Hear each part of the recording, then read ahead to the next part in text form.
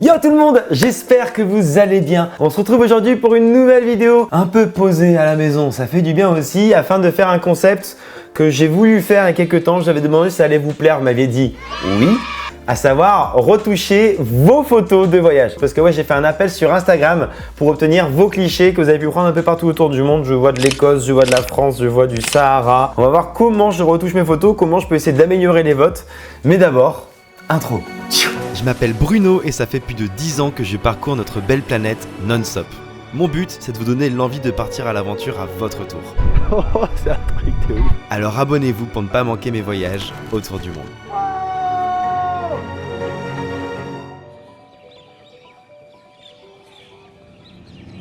Avant de commencer, je vous rappelle que j'ai déjà fait une vidéo sur comment faire de plus belles photos en voyage, à savoir comment bien réaliser un cadrage, à quelle heure faire des photos, lever de soleil, coucher de soleil, où mettre votre sujet, plein de choses comme ça. Donc n'hésitez pas à la regarder parce que faire une retouche de photo c'est bien, mais faire une retouche de photo qui est déjà bien cadrée, qui est déjà bien réalisée, c'est encore mieux. Pour cette vidéo, je vais utiliser le même logiciel que j'avais utilisé pour mes retouches photos édition 1, à savoir Luminar AI. C'est un logiciel qui a été fait par Skyloom et qui est surpuissant. Vous l'aviez adoré dans notre vidéo, il y avait plein de commentaires positifs, plein de gens qui utilisent et qui disent qu'il est cool. Et bien là, ils m'ont reproposé de faire une vidéo en collaboration avec eux, donc je trouve ça beaucoup trop sympa, surtout que ça me permet de retoucher vos photos, donc trop cool. On va tout de suite ouvrir la première photo qui est ici même. Donc cette photo, elle a été prise à Chamonix par Onquel Photographie. Elle est super intéressante d'un point de vue composition, ça c'est super cool. Mais ce qui va être super sympa aussi, ça va être de l'arranger. Première chose qu'on va faire ensemble, on va partir sur un format 4/5e, notamment parce que je pars du principe que c'est une photo qui serait parfaite pour Instagram. Il y a plusieurs équipes qui peuvent se former tout de suite, à savoir centrer le personnage ou le mettre un petit peu sur le côté par rapport à la règle des tiers. Alors la règle des tiers, je vais pas rentrer trop dans les détails parce que j'en ai déjà parlé sur ma vidéo sur les conseils photos. Vous savez très bien pourquoi c'est cool de mettre quelqu'un si possible à l'intersection, par exemple ici même ou là, ou là, ou là, parce que c'est notre œil qui se dirige naturellement au cœur de ces intersections. Moi je pense qu'on peut mettre le personnage à peu près là. On a une compo qui est sympa. La photo est très sombre. Ça c'est quand même un problème qu'on va tout de suite régler ensemble avec la lumière ici présente. On va faire grimper un peu l'exposition. Ok. Moi, ce qui me paraît assez sympa à faire aussi, c'est de baisser au final toute cette partie-là. C'est-à-dire que là, je vais faire un masque dégradé. Hop. Alors, pourquoi je fais ça? Notamment parce que je veux mettre plus d'importance sur le personnage principal plutôt que sur le sol. Comme ça me paraît déjà pas mal. Ok. Très bien. On va revenir tout de suite à la retouche classique. Donc là, on a quelque chose qui est assez sympa au niveau de l'exposition. Je me dis pourquoi pas aussi un petit peu jouer sur le vignettage pour que vraiment le sujet soit l'élément principal et la nature aussi. Alors clairement, je vais pas aller jusque là parce que ça serait beaucoup trop cheaté. Mais tu vois, quelque chose de comme ça, déjà, je trouve que c'est plutôt cool. Ce qui est assez intéressant avec Luminar AI, c'est justement le côté AI, à savoir intelligence artificielle. Sur cette photo, ça peut rajouter un petit mood que j'adore personnellement. Et tout de suite, on passe de ça à ça. Et donc, ça rajoute l'atmosphère que je recherche à travers cette photo, quelque chose de très moody. Alors après, j'aurais un peu plus joué potentiellement sur la lumière, sur les teintes. Tu vois, tu peux faire quelque chose d'un peu plus froid. Honnêtement, comme ça, là, je trouve que c'est canon. Je sais pas ce que vous en pensez, dites-moi ça en commentaire déjà pour une première retouche. J'ai touché 4 choses. La composition, j'ai touché la lumière, j'ai touché un petit peu l'exposition et j'ai touché aussi un peu tout ce qui était mood par rapport au brouillard, etc. grâce à l'intelligence artificielle.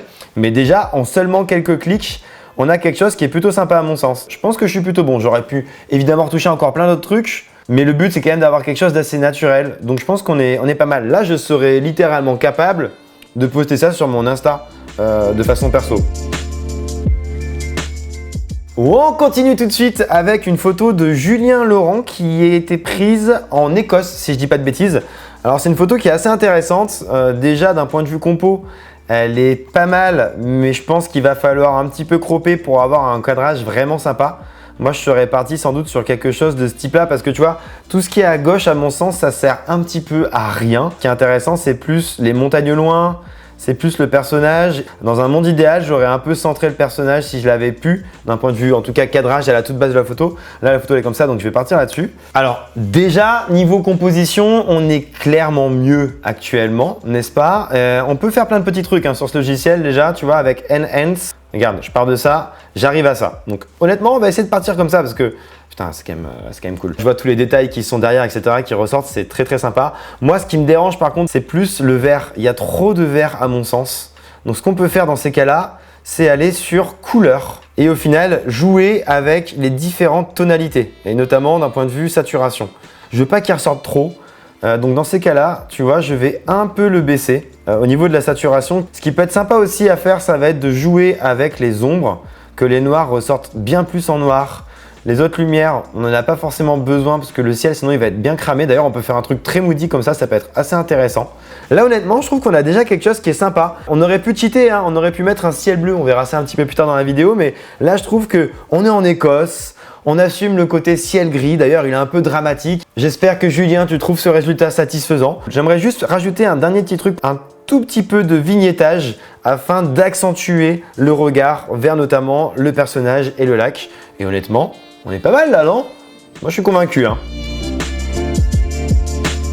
Ok, une autre photo que j'ai choisie notamment parce qu'elle a beaucoup de ciel et que je vais pouvoir faire quelque chose qui va être spectaculaire, je vous le dis tout de suite parce que je l'ai déjà testé quelques fois avec mes clichés à moi, à savoir remplacer le ciel par quelque chose de différent. Cette photo, elle a été prise par Johan et Leslie et ce que je vais vous montrer est totalement dingue. Alors vous allez me dire en commentaire que c'est un peu de la triche, je vous l'accorde. Mais quand vous allez voir le résultat, vous allez quand même être bluffé. En tout cas, moi je le suis. À savoir que en fait, dans le logiciel Luminary, tu peux remplacer les ciels. Moi je trouve ça cool de laisser le ciel tel quel, mais n'empêche, je vais juste vous montrer à quel point c'est une dinguerie ce truc. À savoir que dans les ciels, tu peux notamment mettre des voies lactées en un seul clic. Littéralement, je vais avoir une voie lactée qui va s'afficher au-dessus de Julien.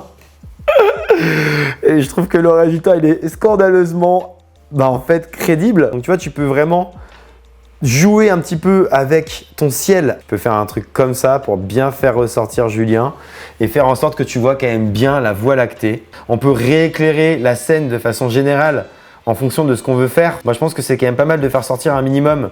Donc, je vais faire comme ça. Mais honnêtement, là, on passe d'une photo, somme toute très sympa, mais un peu classique, à quelque chose qui est épique. Alors, c'est toute la force de ce logiciel. Encore une fois, je sais qu'il y a plein de gens qui vont me dire que c'est de la triche. J'ai jamais triché et fait quelque chose de ce type-là sur mon compte Instagram, mais quand même, ça mérite d'être montré parce que c'est une dinguerie.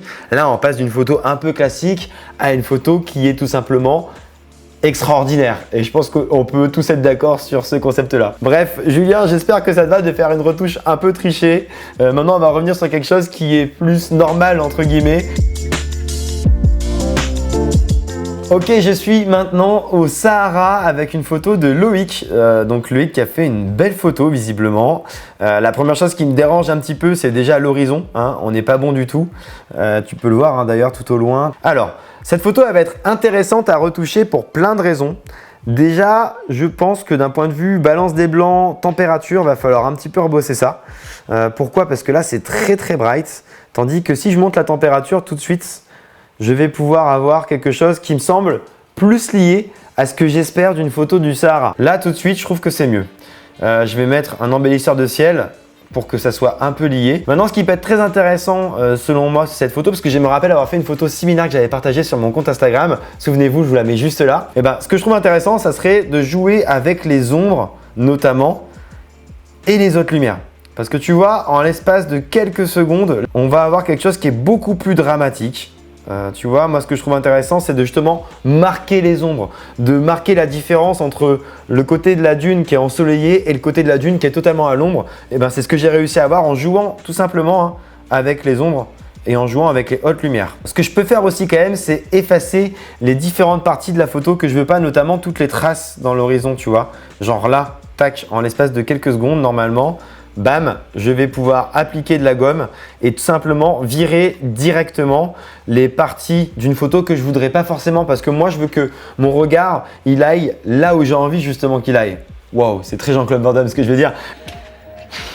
Qu'on aille plus sur le personnage qui est au centre, qu'on aille plus sur les dunes et pas forcément sur les micro-traces un petit peu partout au loin. Donc en gros, en partant du principe que j'enlève toutes les traces, on a déjà une photo qui est beaucoup plus canon à mon sens que ce qu'on avait de base. Moi là j'en suis à 4 critères retouchés, 4 petits trucs qui m'ont pris littéralement 1 minute et j'arrive déjà à un résultat qui est selon moi pas mal satisfaisant. On se retrouve actuellement avec une nouvelle photo de Marina. Marina qui a fait une photo assez cool honnêtement. Première chose qu'on va faire, vous commencez à me connaître, on va se mettre au bon format pour une photo Instagram parce qu'encore une fois, photo verticale pour moi ça appelle un petit peu à poster une photo sur Instagram et donc on est sur un ratio 4/5. Je vais peut-être un poil crop pour que Marina ressorte bien. Là, on est bien. Première chose qui me dérange pas mal dans cette photo, c'est le bateau. Parce que le bateau, il prend de la place pour rien. Donc pour ça, je vais tout simplement effacer ce bon vieux bateau. Hein, on n'est quand même pas là pour être ici. Ça dégage. Allez, c'est ciao. Les petites îles aussi à la rigueur. Allez hop, ça dégage. Voilà, en l'espace de quelques secondes, tout ça, c'est parti. Et rien que ça, hein, un truc tout bête. Ça te permet déjà d'avoir une vision différente sur la photo parce que au tout début, mon regard, il n'allait pas forcément sur Marina, mais il allait sur le bateau qui était au loin. Donc en l'espace de quelques secondes, c'est ciao, on est sur Marina. Marina, j'ai appelé Marinette d'ailleurs, je sais pas pourquoi.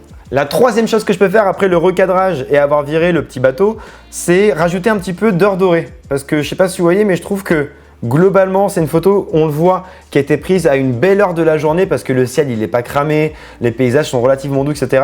Et avec cette partie-là, heure dorée, qui porte plutôt bien son nom, je peux accentuer ça. Les couleurs sont encore plus belles. Je peux peut-être baisser un peu plus la saturation, augmenter la vibrance, mais on a déjà quelque chose qui est canon. Vous voyez, j'ai pas fait 40 000 trucs. Je peux baisser un peu les hautes lumières afin de faire ressortir les beautés du coucher de soleil. Et en vrai, en dehors de ça, je trouve qu'on est pas mal. Je vais quand même juste rajouter un petit masquage afin de, vous allez voir, tout simplement, un petit dégradé, hop, afin de baisser l'exposition de cette partie-là de la photo. Et le résultat, eh ben, il est canon. Enfin, je trouve. Voilà Marinette, j'espère que tu es contente. Alors, cette photo, elle a été prise dans une ville que j'affectionne particulièrement par Nicolas. Cette ville, c'est Prague. Elle est assez intéressante parce que bon, déjà, la météo, elle n'est pas extraordinaire. Il y a un vieux contre-jour. Il y a une personne au loin qu'on peut voir en plus de ça. Donc, la première chose que je vais faire, un peu comme avec Marina, c'est virer ce que je dois virer. Sachant que là, quand même, c'est assez compliqué à virer parce que vous voyez, il y a beaucoup de détails. Donc, on va voir si ça fait bien le travail en direct live. Ouais, franchement, c'est nickel, ça fait bien le taf. Ce qui peut être intéressant, c'est d'appliquer un preset. Un preset, qu'est-ce que c'est? C'est une sorte de filtre, tout simplement, que je vais ajouter directement sur la photo. J'ai mes propres filtres. D'ailleurs, peut-être que je voulais proposer un de ces quatre, tous les presets que je me suis moi-même fait au fil du temps. Mais ce qui est assez intéressant, c'est que du coup, directement, d'appliquer un preset et de bosser à partir de ce preset. Donc concrètement, pour avoir un preset, qu'est-ce qu'on fait? On clique sur Ambiance et on fait sélectionner LUT. Vous voyez, il y a plein de différences. Moi, j'aimerais bien trouver quelque chose qui fait ressortir assez bien les couleurs des bâtiments. Ça, par exemple, c'était assez canon. Je vais partir, par exemple, sur Santa Barbara. Et vous voyez que directement, hop, les couleurs vont beaucoup plus ressortir. Mais je pense que quand même, ça mérite d'augmenter la lumière, tout ça. Tu vois, hop, là, on est bien. Là, on est déjà vraiment mieux. Mais attention, ce que je vais faire aussi, vous me connaissez, c'est revoir la composition. Un peu de ciel, c'est pas mal, mais il ne faut pas non plus qu'il y en ait trop. De toute façon, il est cramé, donc c'est pas vraiment quelque chose qui nous intéresse. Moi, ce qui m'intéresse, c'est la couleur des bâtiments à Prague. Je vois très bien où il était, Neuchâtel Nicolas, et c'est un très bel endroit. Quelques clics, on est pas mal du tout. Je trouve que la compo est pas si mal en plus parce que Nicolas, il avance dans la direction justement où l'œil va nous être amené. J'aurais pu faire un petit masquage local de ce type afin de faire encore plus ressortir, tu vois, par exemple, les couleurs. Tac, comme ça, on va se le faire un petit peu. Tu vois, là, je fais vraiment bien ressortir les bâtiments parce que pour moi, c'est ce qui fait la beauté de cette photo. C'est pas le ciel qui est cramé, etc. Mais là, tu vois, en espace de quelques secondes, bam, je te fais sortir les ombres et je peux même abuser un petit peu en grimpant non pas la saturation, mais la vibrance sera un peu plus léger. Vous voyez que honnêtement, là, en l'espace de quelques secondes, on arrive sur quelque chose qui est canon, je trouve. C'est juste le ciel qui me dérange un petit peu. Alors peut-être que je vais ajouter un autre masque pour baisser le ciel en fait, tout simplement. Hop. Baisser un poil l'exposition du ciel, ça peut être intéressant. Bah écoutez, moi je pense que pour cette photo, on est pas mal encore une fois. Hein. Je sais pas ce que vous en pensez. Est-ce que vous feriez les choses différemment peut-être? Moi j'essaye de trouver le bon compromis entre temps passé sur une photo et retouche. Et je trouve que là, en quelques secondes, on a un rendu qui est canon. Alors peut-être que j'aurais pu faire ressortir un poil Nicolas, c'est ce que je vais faire à la toute fin là, mais voici le rendu avant, après. On est pas mal quand même, on est pas mal du tout. Allez, on continue. On part désormais dans un endroit que je ne connais pas du tout qui s'appelle le Canyon du Diable. Belle photo, qui a un très bon potentiel en tout cas. Pourquoi? Parce que les couleurs du canyon sont super intéressantes. Et là, je vais réappliquer tout de suite un LUT Riverside par exemple. Ça fait bien ressortir le rouge, j'aime pas mal du tout. Ça, c'est inclus dans le logiciel, donc moi, je suis en train de me perdre un petit peu. Le vert en dessous m'intéresse pas trop, donc je pense que je vais cropper un petit peu pour partir sur quelque chose de ce type-là en centrant mon personnage. Tac. Ouais, là, honnêtement, c'est canon. Et l'idée là, ça va être déjà d'essayer de fixer un petit peu le ciel qui est ultra cramé et pourquoi pas de faire ressortir un peu plus le rouge sans trop abuser non plus parce qu'on n'est pas là pour mytho. Alors pour le rouge, ça va être très simple. Je vais aller du coup sur les tonalités et notamment les saturations. Pour ça, hop, tu vois, on va s'amuser un petit peu. Tac, tu vois, en l'espace de quelques secondes, encore une fois, on a quelque chose de sympa. Voilà, là, c'est quand même déjà très très cool, à mon sens. Peut-être même la luminance, pas trop la baisser, un poil moins. Et il me reste maintenant à gérer tout ce qui est lié au ciel. On peut partir sur un masque local pour ça. Et hop, on peut peut-être un peu baisser l'exposition. Et tout de suite, ça fait quelque chose d'un peu plus réaliste quand même. Après, il y a deux écoles. Il y en a qui le crament de ouf. Mais là, j'aimerais bien lui donner un peu de volume. Un peu comme pour la photo en Écosse. On est passé sur quelque chose qui était brut. C'est une photo RAW. Donc évidemment, il y a vraiment zéro contraste, etc. À quelque chose qui est un peu plus coloré, un peu plus cool. Je trouve que le résultat, il est sympa.